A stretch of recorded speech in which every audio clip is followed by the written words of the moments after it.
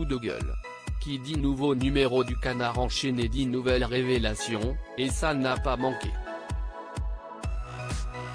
Dans un court article focalisé sur Édouard Philippe, le journal explique pourquoi l'ancien Premier ministre cesse possiblement attirer les foudres du président actuel. Et oui, le Canard enchaîné dévoile qu'un privé, Emmanuel Macron s'est énervé contre les gens qui grenouillent, à savoir les personnalités politiques qui sont déjà en train de spéculer sur les élections législatives en commençant déjà à mettre en place leur stratégie. Et si cela agace le président de la République, si est-il parce que les élections législatives n'auront lieu qu'en juin 2022, les dimanches 12 et 19 pour être précis, après le deuxième tour des élections présidentielles de 2022.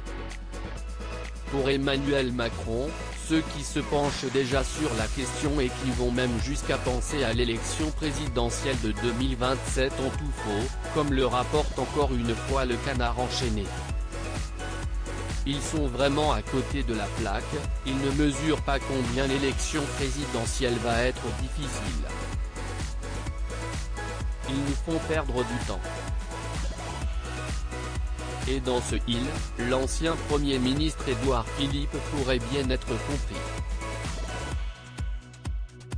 Ce dernier se fait remarquer ces derniers temps, non seulement parce qu'il a annoncé son désir de créer son propre parti politique, mais aussi à cause de sa visite à l'université de rentrée du Modem qui n'est pas passée inaperçue. Emmanuel Macron, ils sont vraiment à côté de la plaque. La création d'un nouveau parti avec Édouard Philippe à sa tête pourrait venir perturber les législatives du côté de la République en marche d'Emmanuel Macron, d'où un certain agacement.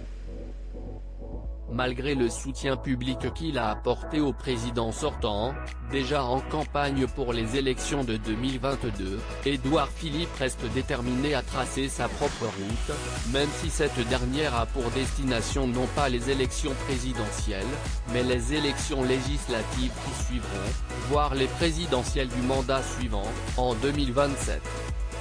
De quoi prévoir une ambiance tendue dans les prochaines semaines, tension dont le président de la République se serait bien passé alors même qu'un sondage dévoilé par Challenge vient de rebattre toutes les cartes pour les présidentielles.